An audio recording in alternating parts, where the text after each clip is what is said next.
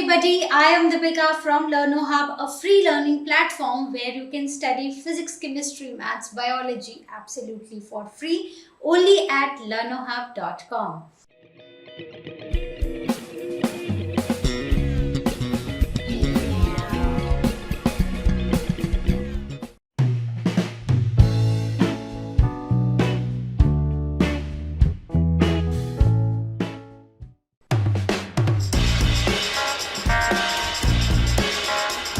Question number 1. What are macromolecules and give examples. तो macromolecules क्या होते हैं? Macro, कुछ big, micro, small. So we are talking about the large sized compounds which have high molecular weight. We are talking about weight in molecules, right? The high molecular weight, and they are poorly soluble in water, and they are formed by condensation of micromolecules by dehydration synthesis. So what are these molecules? Can you name some example? Can you name some macromolecules? So these are proteins, polysaccharides and nucleic acids. What is meant by tertiary structure of protein? तो tertiary structure protein का क्या होता है? तो हमने 4 तरह के protein के स्ट्रक्चर्स पढ़े हैं, primary, secondary, tertiary and quaternary. तो इसमें जो टर्शरी स्ट्रक्चर होता है ना, वो किससे बनता है? वो सेकेंडरी से बनता है. सेकेंडरी किससे बनता है? प्राइमरी से बनता है. तो प्राइमरी स्ट्रक्चर बेसिकली पॉलीन्यूक्लियोटाइड की चेन होती है, ठीक है. तो वो होता है प्राइमरी स्ट्रक्चर. जब इसमें थोड़ी सी ब्रांचिंग आ जाती है हम उसको बोलते हैं सेकेंडरी स्ट्रक्चर. और जब ये सेकेंडरी स्ट्रक्चर में कॉइलिंग होती है, फोल्डिंग होती है, तो वो बना देता है टर्शरी स्ट्रक्चर. और ये जो टर्शरी स्ट्रक्चर है ये एक 3 डायमेंशनल ग्लोबुलर स्ट्रक्चर है. मतलब ये 3D स्ट्रक्चर है और ये ग्लोब लाइक स्ट्रक्चर है, ठीक है. Which is formed from secondary coiled polypeptides which are folded to produce a hollow woollen ball like structure. तो ये क्या होता है? ये पॉलीपेप्टाइड से ही बनता है और ये हॉलो होता है, फोल्डेड होता है, हॉलो होता है और एक बॉल जैसा स्ट्रक्चर. वही बात है ग्लोबुलर, ग्लोब लाइक. तो ग्लोब भी कैसा हम देखते हैं? गोल ही होता है. तो वैसे ही ये जो 3 डायमेंशनल स्ट्रक्चर है ये हमें बॉल लाइक स्ट्रक्चर देखने को मिलता है. अब इसमें 4 तरह के बॉन्ड्स देखे गए हैं, हाइड्रोजन बॉन्ड्स, आयनिक bonds, hydrophobic bond, disulphide bond. तो बेसिकली ये कोवेलेंट और नॉन कोवेलेंट बॉन्ड्स की इंटरेक्शन जो है ये इस स्ट्रक्चर को स्टेबलाइज करती है. अब आने चाहिए कुछ एग्जाम्पल्स. तो कुछ एग्जाम्पल्स की अगर हम बात करें तो जैसे कि एंजाइम्स हैं. एंजाइम्स भी क्या होते हैं? प्रोटीन से बनते हैं, ठीक है. सो ये जो एंजाइम्स हैं इनका जो स्ट्रक्चर होता है ना, that is 3 dimensional structure, which means they have tertiary structure. Myoglobin of muscles they have tertiary structure. Then globins of plasma have tertiary structure. Find and write down the structures of 10 interesting small molecular weight biomolecules. So find if there is any industry which manufactures the compounds by isolation. Find out who are the buyers. तो हमें कुछ 10 interesting small molecular weight biomolecules के structures बताने हैं. तो ये जो small molecular weight biomolecules होते हैं इनको हम क्या बोलते हैं? इनको हम बोलते हैं माइक्रो मॉलिक्यूल्स, राइट. अब ये जो होते हैं कौन कौन से होते हैं? तो पहले इन्हीं के नाम को हम डिस्कस कर लेते हैं. सबसे पहले हैं ग्लूकोज. ग्लूकोज जो है वो एक माइक्रोमोलिक्यूल है जो एक चीफ रेस्पिरेटरी फ्यूल है हमारी बॉडी में और 60% एनर्जी देता है ह्यूमंस को. 6 कार्बन कंपाउंड्स, 6 कार्बन, ठीक है. So it is a 6 carbon compound. So this is 1, this is 2, this is 3, 4, 5 and this is the 6th carbon. तो ऐसा कुछ ये दिखाई देता है. एक वो बेंजीन का स्ट्रक्चर जो हम पढ़ते थे कुछ वैसा होता है. और this is capital, right? So this is a structure of glucose. Now always remember जब भी आप कार्बन कहीं पर लिखते हैं तो make sure कि ये 4 बॉन्ड्स बनाए, राइट. ऐसा ना हो कि 3 बॉन्ड्स में ही खत्म हो जाए. तो इसके 4 बॉन्ड्स होने चाहिए. तो अगर हम इस कार्बन को देखें तो देयर आर 4 बॉन्ड्स, राइट. वैसे ही आप किसी भी कार्बन को देख लो, there are 4. This carbon is sharing 4 of its electrons with the other से elements. Okay. Then coming on to the second. The second one is ribose. जो सेकेंड हमारा माइक्रोमोलिक्यूल है वो है राइबोज. राइबोज एक कंपोनेंट है राइबोसाइड्स का डीएनए में. और वो कुछ ऐसा दिखाई देता है, वो एक पेंटोस रिंग जैसा है. So there are how many carbons? There are 5 carbons in this particular molecule, right. तो आप ऐसा कुछ पेंटोस जैसा स्ट्रक्चर बना देंगे इसका, राइट. अब देखते हैं थर्ड कौन सा है. थर्ड है टायरोसिन. टायरोसिन जो है वो थायरॉक्सिन में मेलानिन और एड्रेनालिन हॉर्मोन्स की फॉर्मेशन में यूज होता है, ठीक है. फाइनली वो हम डिस्कस करेंगे कि कौन खरीदता है, कौन मैन्युफैक्चरर है, वो सब हम डिस्कस करेंगे. लेकिन अभी जस्ट हम नाम और स्ट्रक्चर्स पढ़ रहे हैं, और स्ट्रक्चर आपको ध्यान से देखने हैं, स्ट्रक्चर्स आपको आने चाहिए. हो सकता है एग्जाम में 10 नहीं लेकिन 2 पूछ लिए जाए, बट 2 भी आपको स्ट्रक्चर्स एकदम सही बनाने हैं. So again what is there is a benzene ring, यहाँ पर OH से अटैच्ड है और यहाँ पर CH2 है. और फर्दर इसमें 2 ग्रुप्स और देखे गए हैं, अमीन और carboxyl group. So always remember, जो जैसा है आपको वैसा ही बनाना है. Now the fourth is glycine. Glycine is used for the formation of heme group, right? तो glycine कैसा दिखाई देता है? glycine कुछ ऐसा दिखाई देता है. इसमें भी क्या है? एक अमाइनो ग्रुप है, ठीक है. There is one amino group and there is one carboxyl group, right? And there is a carbon in the centre. एक तरफ अमाइनो ग्रुप है, एक तरफ कार्बोक्साइल ग्रुप है और 2 हाइड्रोजन इस कार्बन से अटैच्ड है. Fifth is thymine. So thymine क्या है? एक कंपोनेंट है डिऑक्सी थायमिडाइलिक एसिड का ऑफ DNA. और वो कैसा दिखता है? एक बेंजीन रिंग है जिसमें 2 तरफ तो ऑक्सीजन से ये 2 कार्बन जो है उनके साथ ऑक्सीजन पेयर कर रहा है, और एक इसमें है अमाइनो ग्रुप, ये दूसरा अमाइनो ग्रुप है, और एक तरफ है यहाँ पर एक मिथाइल ग्रुप, राइट. तो स्ट्रक्चर याद रखना है. Next comes adenine. एडेनिन कहाँ पर पड़ा है? Adenine is a nitrogenous base जो DNA में होता है और RNA में भी होता है.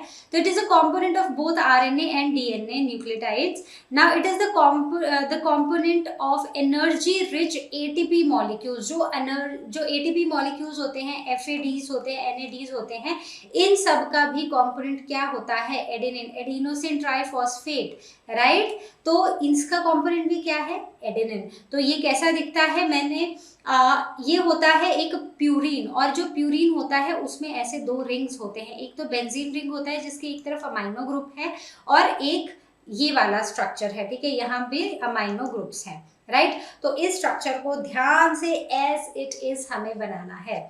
नेक्स्ट देखते हैं.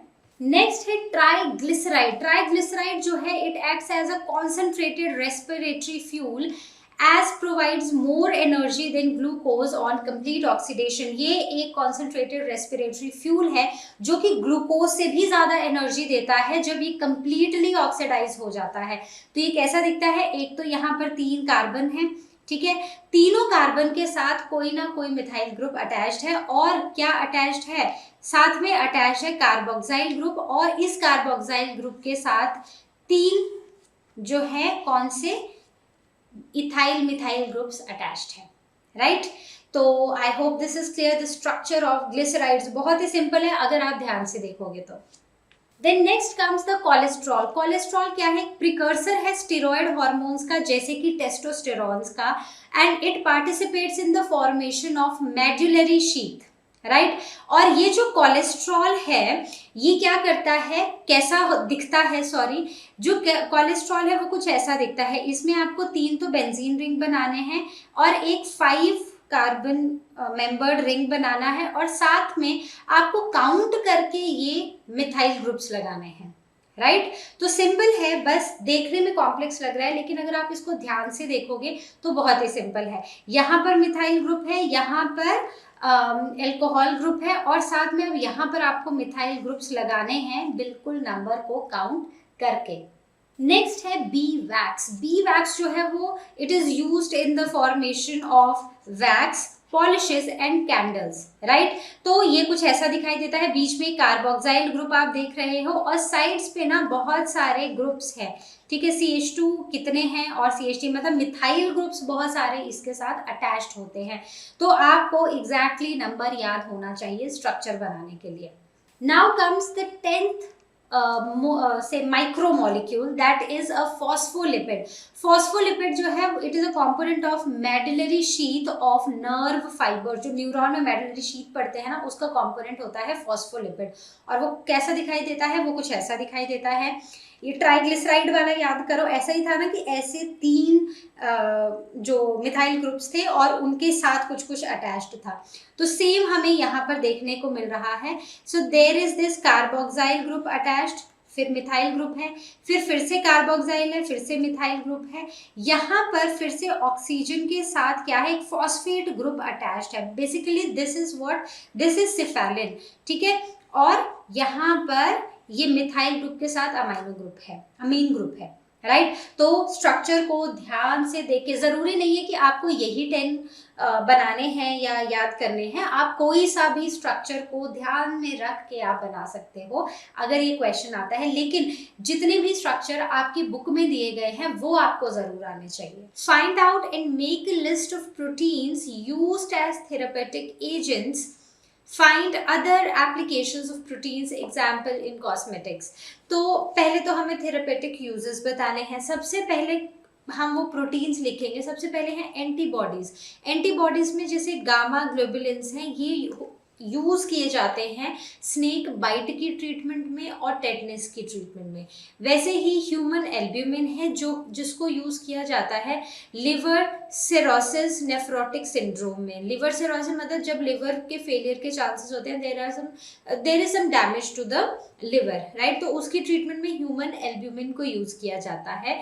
Then coming on to another protein, thrombin and fibrinogen. तो थ्रोम्बिन और फाइब्रिनोजन ब्लड क्लॉटिंग में हेल्प करते हैं. Right, so these are the proteins which help in blood clotting. Then comes the polypeptide hormones. तो polypeptide hormones जो है they are used to treat the hormone deficiency diseases, for example dwarfism.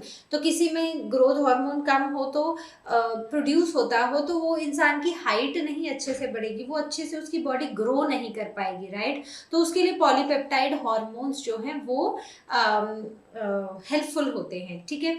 Then coming on to the other uses, for example cosmetics में क्या होते हैं? Cosmetic में जैसे कि एग का प्रोटीन है उसको यूज किया जाता है स्किन को टाइट करने में.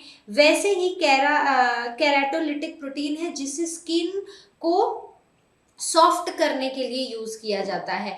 वहीं पर अगर हम एक और प्रोटीन की बात करते हैं जैसे कि ग्लूटा प्रोटीन, तो ग्लूटा प्रोटीन जैसे कि ग्लू, ठीक है, GLU, so GLU stands for glucose. Right. तो ग्लूकोज ट्रांसपोर्ट इन सेल्स. तो ग्लूटा प्रोटीन जो है वो सेल्स में ग्लूकोज को ट्रांसपोर्ट करता है. राइट. तो आई होप ये आपको क्लियर है. आपको ऐसे बहुत सारे अदर एप्लीकेशंस में मिल जाएंगे प्रोटीन्स के. मैंने तो जस्ट 3 लिखे हैं. आप और अगर आपको कुछ और पता है आप वो भी लिख सकते हो. And in the same way you might get some other list of proteins, some other proteins you might know, so you can add all those to this list. Okay. Explain the composition of triglyceride. तो हमें बताने कि triglyceride जो होता है उसकी composition क्या होती है, किस किस से बना होता है. तो सबसे पहली बात, ट्राइग्लिसराइड जो होता है उसमें होता है एक ग्लिसरोल मॉलिक्यूल. वो कैसा दिखता है? वो कुछ ऐसा दिखता है. राइट. जब भी आप कोई ऐसे चेन बनाते हैं, कार्बन चेन बनती है, तो आपको हमेशा उसमें चेक करना है कि जो कार्बन है ना उसके 4 बॉन्ड्स बन रहे हैं या नहीं. अगर बन रहे हैं तो वो आपने ठीक बनाया है. तो ऐसी कुछ चेन, ये होता है ग्लिसरोल का मॉलिक्यूल. ठीक है. तो एक ट्राइग्लिसराइड में ये है ग्लिसरोल का मॉलिक्यूल जिसमें हर एक OH ग्रुप पे, जैसे इसका ये OH ग्रुप है. राइट. मैं इसको इस तरफ भी लिख सकती हूँ. अगर मैं इसको यहाँ से हटा दूँ तो यहाँ पर हर एक OH ग्रुप पे ये जुड़ा हुआ है एक एस्टर बॉन्ड से. ठीक है. और this is the ester bond. वहीं पर अगर हम कार्बन 1 है, ये 2 है, ये 3 है, तो इसमें भी देखें तो यहाँ पर भी OH था तो H को इसने रिप्लेस कर दिया. फिर यहाँ भी OH था तो यहाँ पर H को इसने रिप्लेस कर दिया. राइट. तो there are 3 fatty acids that are joined to this glycerol molecule at OH group and making which type of bond? Ester bond. ठीक है. कौन सा बॉन्ड बन रहा है? एस्टर बॉन्ड बन रहा है. तो यहाँ पर क्या आ गए? 3 फैटी एसिड्स आ गए. So now one fatty acid is attached at each OH group by ester bond formed between a hydroxyl group of glycerol, that is OH group of glycerol, and carboxyl group of what? दूसरे में कौन सा group है? Fatty acid का कौन सा group आ रहा है? फैटी एसिड की तरफ से आ रहा है कार्बोक्साइल ग्रुप, और वहीं पर जो ग्लिसरॉल मॉलिक्यूल है, ग्लिसरॉल मॉलिक्यूल में वो हाइड्रोक्साइल ग्रुप के साथ आके मिल रहा है, राइट? तो in turn what is getting release, तो यहाँ पर देखो O बचा था और दूसरी तरफ COO ही बचा है, तो यहाँ पर क्या हो रहा है? डिहाइड्रेशन सिंथेसिस हो रही है। तो मतलब कि जो वाटर मॉलिक्यूल है वो रिमूव हो रहा है, ठीक है? यहाँ पर भी हुआ, यहाँ से भी हुआ और यहाँ से भी हुआ। तो कुछ प्योर ट्राइग्लिसराइड्स हैं जैसे ट्राई पार्मिटीन, फिर कुछ मिक्स्ड हैं जैसे पार्मिटो ओलियोस्टेरिन, राइट? तो ये है कॉम्पोजिशन ऑफ ट्राइग्लिसराइड। बहुत ही सिंपल है, ग्लिसरॉल है और ग्लिसरॉल में OH ग्रुप पर, हाइड्रोक्सिल ग्रुप पर आके फैटी एसिड मिल जा रहा है, तो OH से H चला जा रहा है और फैटी एसिड के कार्बोक्साइल ग्रुप से क्या जा रहा है? OH जा रहा है, तो वाटर मॉलिक्यूल रिलीज हो रहा है, तो डिहाइड्रेशन हो रही है, डिहाइड्रेशन सिंथेसिस हो रही है, राइट? तो I hope this is clear to everyone. Can you attempt building models of biomolecules using commercially available atomic models? जैसे कि बॉल एंड स्टिक मॉडल्स, क्या हम ये बना सकते हैं? तो डेफिनेटली बना सकते हैं। कैसे बना सकते हैं? जैसे ये हमें पिक्चर में दिखाई दे रहा है, बिल्कुल वैसे हम इसको बना सकते हैं। तो होगा क्या? जो स्टिक्स हैं वो रिप्रेजेंट करेंगी बॉन्ड्स को, और जो बॉल्स हैं वो रिप्रेजेंट करेंगे एटम्स को, राइट? तो बहुत ही सिंपल तरीके से हम बॉल के साथ कुछ स्टिक्स अटैच कर देंगे और इजीली हम कोई भी एक स्ट्रक्चर बना सकते हैं। Draw the structure of amino acid alanine. तो एलेनिन का हमें स्ट्रक्चर बनाना है। ये एक अमाइनो एसिड है और हमें पता है कि इसमें दो चीजें, तो हमें this is alpha carbon, right? So this is alpha carbon. अब इसमें दो ग्रुप्स तो हमें देखने को मिलेंगे, एक होगा अमाइनो ग्रुप, ठीक है? So this is amino group and what is it? This is carboxyl group, right? तो ये दो ग्रुप्स तो हमें देखने को मिलेंगे और एक तरफ इसके साथ अटैच्ड होता है हाइड्रोजन, और जो फोर्थ चीज होती है that is methyl group which is actually unreactive, ठीक है? ये यूजुअली ये एक नॉन रिएक्टिव होता है, और नॉन रिएक्टिव होने के साथ साथ ये जो ग्रुप है ये बहुत ही कम, मतलब बहुत ही कम केसेस में देखा गया है कि ये कहीं पर किसी रिएक्शन में इन्वॉल्व हो, ठीक है? That is what it means, it is non reactive, right? तो ग्लाइसिन के बाद this is the simplest type of amino acid that we know, ठीक है? तो अमाइनो एसिड जब बनाएंगे तो क्या करेंगे? एक तरफ अमाइन ग्रुप लगा देंगे, अमीनो ग्रुप लगा देंगे, एक तरफ कार्बोक्साइल ग्रुप लगा देंगे, एंड नाउ डिपेंडिंग ऑन कि वो कैसा है, कौन सा अमाइनो एसिड की बात करें। अब जैसे एलेनिन की बात कर रहे हैं तो वहां पर क्या आ जाएगा? एक तरफ मिथाइल ग्रुप और एक तरफ हाइड्रोजन। तो इसके साथ जो 4 इलेक्ट्रॉन्स थे किसके, ऑफ दिस कार्बन, वो शेयर हो गए अलग अलग ग्रुप्स के साथ, right? What are gums made of? Is Fevicol different? तो गम्स किस चीज के बने होते हैं, और क्या गम्स और फेविकॉल डिफरेंट है या एक जैसे हैं? तो गम्स जो होते हैं, गम्स हमें नेचुरली मिलते हैं, दे आर नेचुरल हेट्रोपॉलीसेकेराइड्स, मतलब कि ये अलग अलग मोनोसेकेराइड यूनिट्स के बने होते हैं। So they are made up of different monosaccharides, right? और ये जो होते हैं they are made of large number of different monosaccharide units and which are linked to each other by which bond? Glycosidic bond. वहीं पर अगर हम फेविकॉल की बात करें ना, तो फेविकॉल सबसे पहली बात ये एक सिंथेटिक पॉलीमर है, वो पॉलीमर जो कि हमने इंडस्ट्रीज में डेवलप किया है, राइट? और ये क्या है? It is a polyvinyl alcohol, that is PVA glue. It is a glue which glue? Polyvinyl alcohol glue, right? So it is a synthetic polymer while the gum is a natural polymer. It is natural heteropolysaccharide. Find out a qualitative test for proteins, fats and oils, amino acids, and test any fruit juice, saliva, sweat और urine. तो हमें samples जो है वो बताए गए हैं, या तो हम फ्रूट जूस लेंगे या सलाइवा लेंगे या फिर हम स्वेट लेंगे या यूरिन लेंगे, ठीक है। इन सब के लिए हम प्रोटीन्स का, फैट्स एंड ऑयल्स का और अमाइनो एसिड्स का, इन 3 चीज़ों के लिए इनका टेस्ट करेंगे। तो सबसे पहली बात कि हम प्रोटीन्स की बात कर लेते हैं कि जब हम प्रोटीन्स को टेस्ट कर रहे हैं तो हम कौन सा टेस्ट यूज़ करेंगे। So that is a biuret test, right. So biuret test we'll use, तो हम सैंपल लेंगे, ठीक है, अराउंड 2 ml हम सैंपल लेंगे, this is ml, right? Then we will add 1 ml of 5% of NaOH, that is sodium hydroxide डालेंगे, और उसमें 2 ड्रॉप्स डालेंगे of 2% of CuSO4। when you will make the solutions in lab, तो आपको पता चल जाएगा कि इतने अमाउंट में, 100 ml में आपको कितना डिजॉल्व करना है CuSO4, ठीक है। So that we can do in practicals. फिर this allow test to stand for some time. अब उसके बाद हमने ये सारी चीज़ें ऐड कर दी, हमने सैंपल ले लिया, NaOH ले लिया, CuSO4 ले लिया।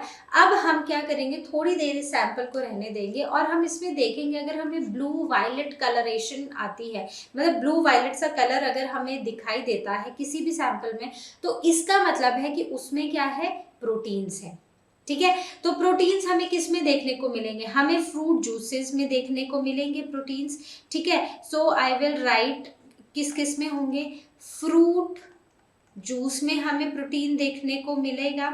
उसके सिवा हमें प्रोटीन्स देखने को मिलेंगे, सलाइवा में भी प्रोटीन्स होते हैं, और किसमें, यूरिन में भी प्रोटीन्स हमें देखने को मिलेंगे। तो इन तीनों चीज़ों में हमें प्रोटीन्स मिलेंगे। अब वहीं पर अगर हम आ जाते हैं फैट्स और ऑयल्स का टेस्ट करने, तो हम Sudan black B test use करेंगे, जिसमें कि हम एक तो अपना फैट का सॉल्यूशन लेंगे, जो भी हमने लिया है, जो हमारे 4 सैंपल्स हैं ऑफ कोर्स यही लेंगे। Then we will add 4 drops of Sudan black B in the test tube. अब हम वो जो हमारा सॉल्यूशन है सुडान ब्लैक बी, हम वो डालेंगे टेस्ट ट्यूब में, अच्छे से उसको कंटेंट को शेक करेंगे और उसको पोर कर देंगे एक बीकर में, जिसमें कि होगा डिस्टिल्ड वाटर, राइट। तो इसमें ऑब्जर्वेशन में हमें क्या देखने को मिलेगा कि black coloured fat droplets on the surface of water. तो अब हमें पता है कि मान लो फैट्स और ऑयल्स में क्या होता है, अगर एक आपके पास ना पानी है ना, तो पानी में अगर आप 2 बूंदे भी ऑयल की डालोगे तो क्या वो नीचे सेटल डाउन होती है, नहीं होती है, वो ऊपर तैरने लग जाती है। तो सेम इस टेस्ट में होता है, हमें वो ब्लैक कलर का जो फैट की ड्रॉपलेट्स हैं वो देखने को मिलेगी on the surface of water, right. तो इससे हमें ये पता चल जाएगा कि उस पर्टिकुलर सॉल्यूशन में क्या है, फैट्स हैं और ऑयल्स हैं। तो ये आउट ऑफ दीज 4 हमें सिर्फ ये देखने को मिलेगा इन केस ऑफ स्वेट, ठीक है। बाकी किसी में हमें फैट्स देखने को नहीं मिलेंगे, ना ही फ्रूट जूसेस में, ना ही सलाइवा में और ना ही यूरिन में। Now test for amino acids. अब हमें एक चीज ना बड़ी ही सिंपल है, अगर हमने प्रोटीन्स का टेस्ट कर लिया है ना पहले, तो हमें पता है कि वहाँ अमाइनो एसिड जरूर मिलेंगे। क्यों मिलेंगे, क्योंकि अमाइनो एसिड की चेन से ही क्या बन रहे हैं, प्रोटीन्स बन रहे हैं, राइट। तो उसमें हम अगर हमने ये टेस्ट कर लिया तो हमें अमाइनो एसिड का टेस्ट करने की बिल्कुल ज़रूरत नहीं है। और अगर नहीं किया है तो हम कौन सा टेस्ट करेंगे, निन हाइड्रेट टेस्ट। तो इसमें क्या होगा, एक तो हम सैंपल सॉल्यूशन लेंगे अराउंड 3 ml, उसमें हम ऐड करेंगे 0.5 ml of 1% of aqueous solution of निन हाइड्रेट, और उसको हीट करेंगे टिल इट बॉइल्स। उसके बाद अगर हमें उसमें ब्लू कलरेशन दिखाई देती है, अगर हमें कहीं भी सैंपल में उस टेस्ट ट्यूब में हमें ब्लू कलर दिखाई देता है, तो इसका मतलब है कि उसमें क्या प्रेजेंट है, उसमें हमारे पास अमाइनो एसिड्स हैं।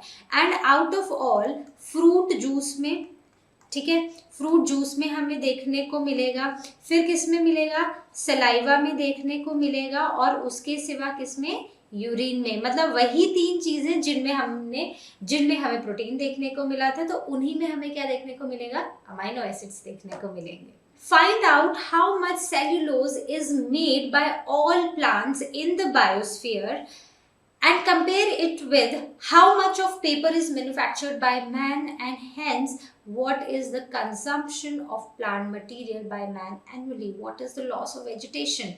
तो अब सबसे पहली बात कि कितना what is this cellulose. Cellulose जो है ये सबसे कॉमन कार्बोहाइड्रेट है जो हमें देखने को मिलता है अर्थ पे, और ये मिलता है वुड पल्प और कॉटन से। अब ये वही सेलुलोज है जिससे पेपर बनता है। So around 100 billion tons of cellulose is prepared per year by plants all over the world। all over the world कितना सेलुलोज बनता है, that is 100 billion turns all over the world. एक जगह की बात नहीं हो रही है। और अराउंड 17 फुल्ली ग्रोन ट्रीज, ठीक है, takes to make one paper. 17 fully grown trees चाहिए होती हैं 1 टन पेपर बनाने के लिए। So can you see how much like trees are required for this paper. और वही अगर हम पेपर को बचाएं, पेपर को सेव करें, तो हमारे कितने सारे ट्रीज बच सकते हैं। डिजिटली अगर हम काम करें तो भी कितने सारे ट्रीज बच सकते हैं। लेकिन जहां पर आप बच्चे ये बोलेंगे कि ठीक है हम एग्जाम नहीं देंगे, ऑनलाइन ही लिख देंगे घर में बैठ के, so that is not the case. जहां पर रिक्वायर्ड है there we have to use paper, but we should not waste paper. We should always save paper so that we can save our trees, right. और इसके सिवा अगर हम बात करें कि और कहाँ कहाँ पर लोग पेड़ों को यूज करते हैं, तो मेडिसिन में हो रहे हैं, फर्नीचर्स बनाने में हो रहे हैं, ठीक है, फ्रूट्स के लिए हो रहे हैं। सो अगर हम बात करने लगे यूजेस ऑफ ट्रीज की, ट्रीज से, फॉरेस्ट से हमें क्या मिल रहा है, so there are so many uses and हम कोई भी एक चीज नहीं है जिसके बिना हम रह सकते हैं, राइट। तो हमें बहुत ही केयरफुली सोच के हमें क्या करना है, हमें चीजों को प्लान करना है ताकि हम चीजों को बचाएं, हम ट्रीज को बचाएं, और उससे हम अपने एनवायरनमेंट को, अपनी अर्थ को हेल्दी बना के रखें। Describe the important properties of enzymes. Enzymes के कुछ इंपॉर्टेंट प्रॉपर्टीज की बात करेंगे तो जो एंजाइम्स होते हैं उनका मॉलिक्यूलर वेट बहुत ज्यादा होता है और वो कॉम्प्लेक्स मैक्रो मॉलिक्यूल्स होते हैं। उसके सिवा they catalyse biochemical reactions which are involved in the cell. वो बहुत सारे केमिकल रिएक्शंस को हम पढ़ते हैं, एक्टिवेशन एनर्जी, हम पढ़ते हैं टू इनिशिएट अ रिएक्शन, हमें एंजाइम्स चाहिए। एक रिएक्शन की स्पीड को बढ़ाने के लिए हमें एंजाइम्स की ज़रूरत पड़ती है। तो बहुत सारे जो बायोकेमिकल रिएक्शंस हैं जो हमारे सेल्स में हो रहे हैं उनको कैटलाइज करने के लिए हमें क्या चाहिए, एंजाइम्स चाहिए। Then they break down larger molecules into simpler ones. बड़े बड़े मॉलिक्यूल्स को छोटे मॉलिक्यूल्स में कन्वर्ट करते हैं और दूसरी तरफ छोटे छोटे मॉलिक्यूल्स को ज्वाइन करके कुछ कॉम्प्लेक्स चीजें बनाते हैं, कुछ कॉम्प्लेक्स मॉलिक्यूल्स बनाते हैं। सो सी, दोनों तरफ में हमें क्या चाहिए, हमें चाहिए enzymes. Then they accelerate the rate of reaction. That is what I said कि एक रिएक्शन को स्पीड अप करने के लिए हमें क्या चाहिए, एंजाइम्स चाहिए। और ऐसा नहीं है कि कोई भी एंजाइम चाहिए, there is a specific action of enzymes. Enzymes के स्पेसिफिक एक्शंस होते हैं, वो वहीं पर यूज होते हैं। अगर आप उसकी जगह कोई और एंजाइम डाल दोगे तो वो वहां पर वो काम नहीं कर पाएगा जो जिस पर्पस के लिए हम उसको वहां पर ऐड कर रहे हैं। Then they increase the efficiency, increase in efficiency of enzymes. जैसे जैसे एंजाइम्स की एफिशिएंसी इंक्रीज होती है, रिएक्शन के रेट भी इंक्रीज होते हैं और इनकी एफिशिएंसी इंक्रीज होती है at optimum temperature, that is 30 to 40 degree Celsius के बीच में। इनकी जो एक्टिविटी है ना वो बहुत ही अच्छी होती है, दे आर वेरी एफिशिएंट। वहीं पर पीएच की बात करें तो 6 to 8 पीएच जो है that is the optimum pH where these enzymes work very well. Okay, so I hope this question is clear. तो बच्चों, आई होप जितने भी क्वेश्चंस हमने इस चैप्टर के डिस्कस किए हैं वो आपको हुए होंगे एकदम क्रिस्टल क्लियर। तो अब हम मिलेंगे अपनी नेक्स्ट वीडियो में और नेक्स्ट चैप्टर के साथ। तो तब तक जैसा कि आप जानते हैं लर्न हब फ्री है पर बेस्ट है।